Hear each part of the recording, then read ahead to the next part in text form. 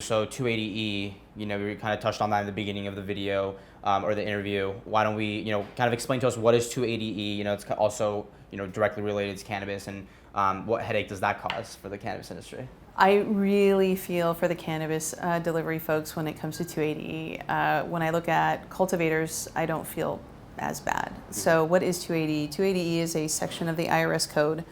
And it stipulates that if you're in a business that is considered to be federally illegal, so cannabis is, those sales, what can you put on your federal tax return to pay your income tax to Uncle Sam?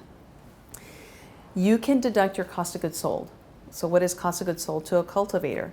Well, if I'm a farmer, my soil, nutrients, labor costs, everything, right, that I'm putting into that building, that plant, a lot of it is just to get it to its final state where I'm about to harvest. So a lot of it's going to be cost of goods sold, all those expenses, those business expenses, okay? So when I look at a farmer or a cultivator, their federal tax rate, and what that is what is Uncle Sam going to charge for their income tax on that farmer? So we call it in accounting world an effective federal tax rate. So farmers could be between 25 and 35%. When you go to cannabis delivery, right, the opposite end, right to the consumer, what's their cost of goods sold? They're buying it from their distributor, and the way the federal government typically sees it is, well, you bought it, that's a final packaged good that's been tested, proven to enter into the marketplace, that's it. So you have sales and what you purchase that product, but think about their business model.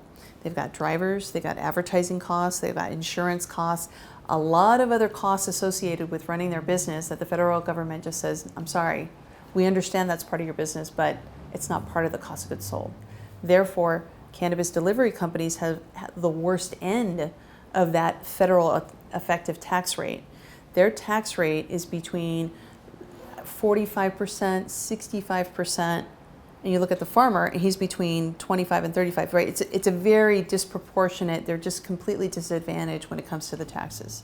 It's highway robbery. It is. That's essentially what it is. For no reason, Yeah. really.